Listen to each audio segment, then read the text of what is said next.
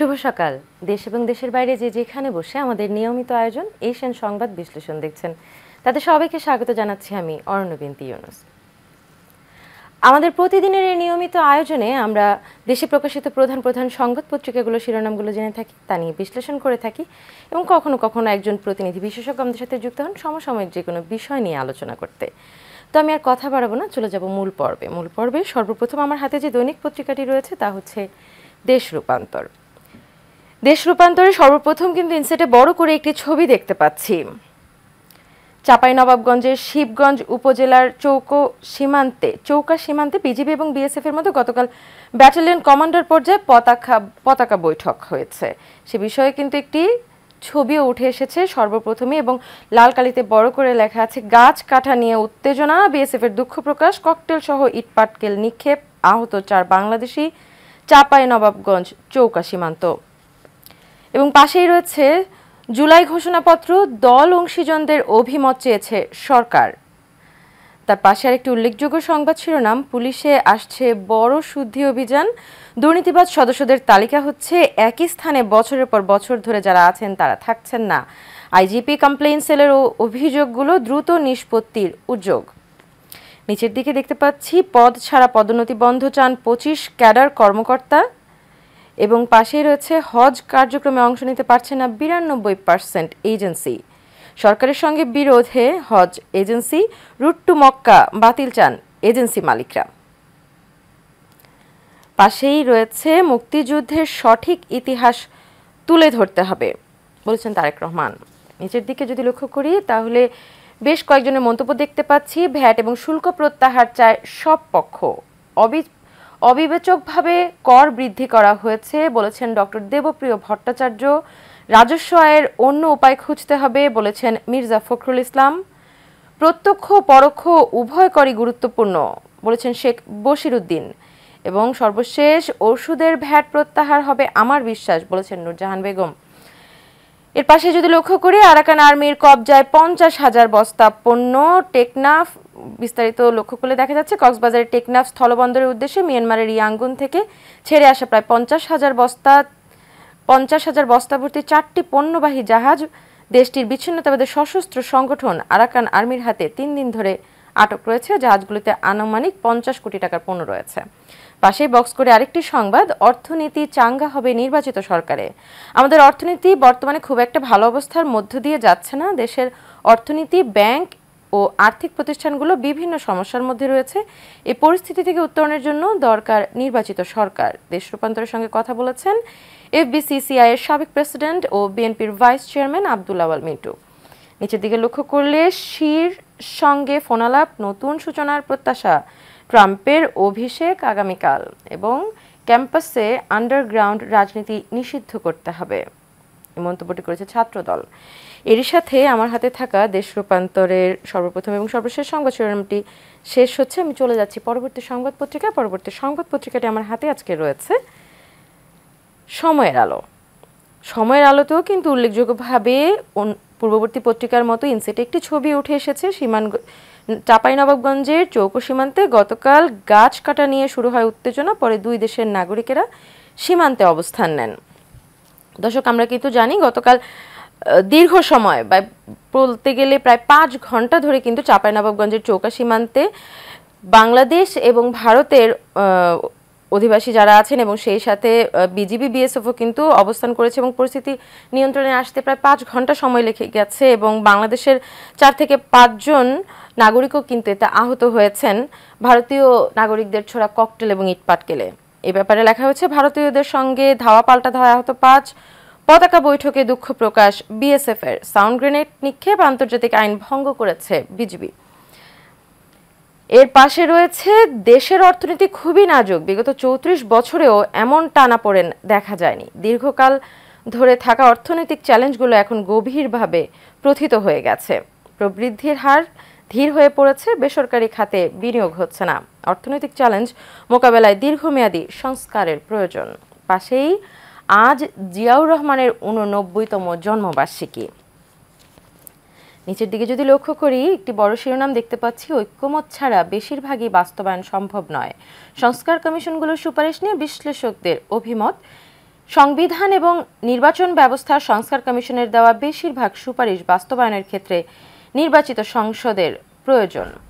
পাশে রয়েছে জুলাই ঘোষণাপত্র নিয়ে অংশীজনদের অভিমত চেয়েছে সরকার, এবং তার পাশে রয়েছে 2024 সালে বাংলাদেশকে নিয়ে 148টি ভুয়া তথ্য প্রচার করেছে ভারতীয়রা, রিউমার স্ক্যানার এই সংবাদটি প্রকাশ করেছে, এবং ব্যাংক খাতের আরেক মাফিয়া গ্রেফতার এ বিষয়ে একটি সংবাদ শিরোনাম উঠে এসেছে। এর পাশেই রয়েছে নিচের দিকে লক্ষ্য করলে গাজায় যুদ্ধবিরতি মধ্যস্থতায় ট্রাম্পের ব্যবসায়ী বন্ধু, এবং একটি ছবি দেখতে পাচ্ছি গাজায় খান ইউনিসে ইসরায়েলি হামলায় নিহত পরিবারের 4 সদস্যের মৃতদেহের পাশে দাঁড়িয়ে এক শিশু, তার চোখের ভাষায় ফুটে উঠেছে আপনজন হারানোর বেদনা। পাশেই রয়েছে 4 আগস্টের পর 40 মাজারে 44 বার হামলা, প্রেস উইং জানালো। এবং সর্বশেষ যে উল্লেখযোগ্য সংবাদ শিরোনামটি, বায়ু দূষণে বছরে লক্ষাধিক মানুষের অকাল মৃত্যু, CRE এর প্রতিবেদন। 9 লাখ অকাল প্রসব এবং 7 লাখ কম ওজনের শিশু জন্ম নিচ্ছে। বছরে হাসপাতালে ভর্তি হচ্ছে 6,70,000 জন। আক্রান্তদের ব্যয় 11 বিলিয়ন মার্কিন ডলার। বেশি প্রভাব পড়েছে 5 বছরের কম শিশুদের ওপর। এর সাথে উল্লেখযোগ্য সংবাদ শিরোনামটি শেষ হচ্ছে সময়ের আলো থেকে, এবং চলে যাচ্ছি পরবর্তী সংবাদ পত্রিকায়। পরবর্তী সংবাদ পত্রিকাটি আমার হাতে রয়েছে দৈনিক জনকণ্ঠ। দৈনিক জনকণ্ঠে বড় করে একটি সংবাদ শিরোনাম করেছে, কমানো যাচ্ছে না মূল্যস্ফীতি, নীতি সুধার বাড়িও সুফল মিলছে না।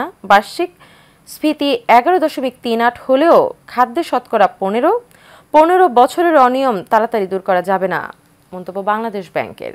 পাশেই রয়েছে গাজা ইসরায়েলি হামলার পর থেকে খাবারের আশায় প্রতিদিনই রাস্তায় অপেক্ষা করে ফিলিস্তিনি ক্ষুধার্ত শিশুরা, যেটি চিত্রটি অত্যন্ত দুঃখজনক। তার নিচে সংবাদ শিরোনামটি উঠে এসেছে, গাজাবাসীর যেন আজ স্বপ্নের দিন, হামাস ইসরায়েল যুদ্ধবিরতি কার্যকর। আজ থেকে কিন্তু হামাস ইসরায়েল যুদ্ধবিরতি কার্যকর হচ্ছে, এবং আমাদের আশা থাকবে যে যুদ্ধবিরতি যেন অব্যাহত থাকে, এবং যুদ্ধবিরতিতে যে শর্তগুলো রয়েছে সেগুলো যেন দুই পক্ষই পালন করে। প্রথম দিন 3 জিম্মির বিনিময়ে মুক্তি পাচ্ছে 95 ফিলিস্তিনি। পাশেই রয়েছে পেমেন্ট গেটওয়েতে টাকা ছাড়ের বাণিজ্যের অভিযোগ, মাসুদ বিশ্বাস গ্রেফতার। নিচের দিকে একটি সুন্দর ছবি দেখতে পাচ্ছি, নেপালের বিপক্ষে উইকেট নিয়ে বাংলাদেশের মেয়েদের উচ্ছ্বাস, বিশ্বকাপে মেয়েদের শুভ সূচনা। তার পাশে আরেকটি সংবাদ শিরোনাম, বায়ু দূষণে বছরে 1 লাখের বেশি মানুষ মারা যাচ্ছে, যেটি আমরা পূর্ববর্তী পত্রিকাটিতেও কিন্তু দেখেছি। বায়ু দূষণ নিয়ে কিন্তু তারাও বেশ উল্লেখযোগ্য একটি সংবাদ করেছে। পাশেই রয়েছে ভ্যাট এবং কর বাড়ানোর সিদ্ধান্ত প্রত্যাহারের দাবি, মেগা প্রকল্পে অর্থ বরাদ্দ বন্ধ রাখুন বলেছেন ফখরুল ইসলাম আলমগীর। পাশেই রয়েছে জিয়াউর রহমানের জন্মদিন, আজ কিন্তু জিয়াউর রহমানের 89তম জন্মদিন। তার নিচে রয়েছে চাঁপাইনবাবগঞ্জ সীমান্তে দুই দেশের গ্রামবাসীর সংঘর্ষ, আহত 5। ভারতীয়রা ঘাস এবং গাছ কেটে নিয়ে বাংলাদেশে প্রবেশ করায় উত্তেজনা, এবং জুলাই ঘোষণাপত্র গণ অভ্যুত্থানে অংশ নেওয়াদের মতামত আহ্বান। পুরো আর্থিক খাত রাজনৈতিক বিবেচনায় পরিচালিত হয়েছে, রেহমান সোবাহানের মন্তব্য। সব সমস্যার সমাধান নির্বাচিত সরকারই করতে পারে বলেছেন মির্জা ফখরুল। নিচে কিন্তু ইনসিটে আরেকটি ছবিও দেখতে পাচ্ছি। শনিবার সকালে রাজধানীর আগারগাঁও BICCতে শ্বেতপত্র প্রণয়ন কমিটি 2024 আয়োজিত সিম্পোজিয়ামে বক্তব্য রাখেন দেবপ্রিয় ভট্টাচার্য। তিনি বলেছেন, অর্থনৈতিক সংস্কারে সরকারের মনোযোগ নেই। পাশেই রয়েছে, নবীন উদ্যোক্তারা যেন বিনিয়োগ নিয়ে বিপদে না পড়েন তা নিশ্চিত করতে চাই বলেছেন প্রধান উপদেষ্টা ডক্টর মোহাম্মদ ইউনূস। এবং একটি ভিন্নধর্মী সংবাদ শিরোনাম বলবো, দুষ্প্রাপ্য বিনামূল্যের বই সহজলভ্য দোকানে, জড়িতদের শনাক্ত করে শাস্তির আওতায় আনা হবে NCTB চেয়ারম্যানের মন্তব্য। এবং নীলক্ষেতে অভিযান, বিনামূল্যের বই উদ্ধার, কালোবাজারিতে জড়িত কিছু উপজেলা শিক্ষা কর্মকর্তা প্রয়োজনের চেয়ে চাহিদা বেশি দেখিয়ে বরাদ্দ নিয়ে বাড়তি বই বিক্রি করছে দোকানে। কতগুলো ছাপাখানাও সরকারকে না দিয়ে অধিক লাভে বই দিচ্ছে বাজারে। সন্তানদের লেখাপড়ায় পিছিয়ে পড়া ঠেকাতে বেশি মূল্যে বাজার থেকে বই কিনছেন অনেক অভিভাবক। এবং প্রাথমিকের প্রতি শ্রেণীর বই প্যাকেজে 1,500 এবং মাধ্যমিকে 4,500। মানে অবৈধভাবে যে বইগুলো নীলক্ষেতে আমরা জানি যে বিক্রি হয় সে ব্যাপারেই কিন্তু সংবাদ শিরোনামটি উঠে এসেছে। নিচের দিকে যদি লক্ষ্য করি, ঐক্যমতের মাধ্যমে মানুষের ভোটের অধিকার নিশ্চিত করতে হবে তারেক রহমানের মন্তব্য, এবং পাশেই যেটি আগের সংবাদগুলোতেও সংবাদ পত্রিকাগুলোতেও আমরা জেনেছি জিয়াউর রহমানের আজকে 89তম জন্মবার্ষিকী। পাশেই রয়েছে শেখ হাসিনা স্পিকারের কাছে ক্ষমতা হস্তান্তর করতে চেয়েছিলেন, দ্য হিন্দুজের প্রতিবেদন, বাংলাদেশের ভবিষ্যৎ নির্ভর করছে ট্রাম্প প্রশাসনের উপর, মন্তব্য নওফেলের। এর পাশেই রয়েছে ইরানের সুপ্রিম কোর্টের 2 বিচারককে গুলি করে হত্যা। এবং নিচের দিকে যদি লক্ষ্য করি, আবারও মোটরসাইকেল দুর্ঘটনায় প্রাণ গেল 3 আরোহীর, পৃথক সড়ক দুর্ঘটনায় আরও 3 জন নিহত। প্রত্যেক দিন কিন্তু আমাদের দেশে সড়ক দুর্ঘটনায় অসংখ্য মানুষ মারা যাচ্ছে, এবং সড়কে আমার দেখা মতে এবং গত কয়েকদিনের সংবাদের পরিপ্রেক্ষিতে এটা বলতে পারি, মোটরসাইকেল দুর্ঘটনার সংখ্যা কিন্তু অন্যান্য যানবাহনের চেয়ে অনেক বেশি। বেপরোয়া যানবাহন চালানো, মোটরসাইকেল চালানো এবং অন্যান্য গাড়িগুলো শীতের কারণেও কিন্তু, কুয়াশার কারণেও কিন্তু অনেক দুর্ঘটনা ঘটছে। আমাদের সবার কিন্তু অত্যন্ত সতর্কতার সাথে গাড়ি চালানো উচিত, মোটরসাইকেল চালানো উচিত এবং নিরাপদ থাকা উচিত, কারণ একটি দুর্ঘটনার কারণে একটি পরিবার কিন্তু ধ্বংস হয়ে যেতে পারে। এর সাথে পাশাপাশি সর্বশেষ যে সংবাদ শিরোনামটি রয়েছে, বাংলাদেশ নিয়ে এপিপিজি রিপোর্ট, একতরফা বর্ণনা, রূপা হক। এর সাথে দৈনিক ইত্তেফাকের সর্বশেষ সংবাদ শিরোনামটি শেষ হচ্ছে। আমি পরবর্তী সংবাদ পত্রিকায় চলে যাচ্ছি। দর্শক, আমার হাতে পরবর্তী সংবাদ পত্রিকাটি রয়েছে দৈনিক যুগান্তর, সত্যের সন্ধানে নির্ভীক। যুগান্তরে বক্স করে একটি সংবাদ শিরোনাম, ব্যাংক জালিয়াতির টাকা টিউলিপের পকেটে, ব্রিটেনের পাশাপাশি বাংলাদেশেও চলছে তদন্ত। জালিয়াতি প্রতিষ্ঠানকে ঋণ দিতে শেখ রেহানা ফোন করেছিলেন সোনালী ব্যাংকের স্থানীয় কার্যালয়ের ডিজিএমকে। বাংলাদেশে আন্তর্জাতিক মানের তদন্তে নেমেছে 4 সংস্থা। আমরা কিন্তু জানি যে টিউলিপ সিদ্দিক পদত্যাগ করেছেন যুক্তরাজ্যে তার অবস্থান থেকে, এবং সে বিষয়ে কিন্তু তদন্ত চলছে যুক্তরাজ্য এবং বাংলাদেশ 2 জায়গাতেই। এরপরে যুক্তরাজ্যে বিশাল সাম্রাজ্য, শুধু আবাসন খাতেই 1339 কোটি টাকা বিনিয়োগ। আদনান রনি সিন্ডিকেটের অর্থ পাচার, দুবাইতে 3 কোম্পানি খুলে পুঁজিবাজারে অর্থ আত্মসাৎ।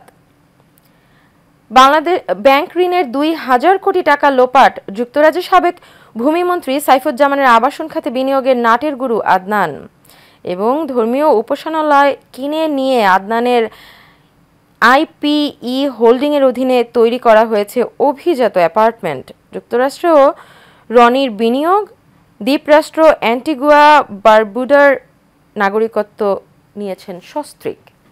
পাশে জিয়াউর রহমানের জন্মবার্ষিকী নিয়ে সংবাদ শিরোনাম করেছে যুগান্তরও, এবং নিচের দিকে লক্ষ্য করলে দেখতে পাচ্ছি চাঁপাইনবাবগঞ্জ কিরণগঞ্জ সীমান্তে শনিবার উত্তেজনা দেখা দিলে বাংলাদেশিদের শান্ত করার চেষ্টা করেছে বর্ডার গার্ড বাংলাদেশ।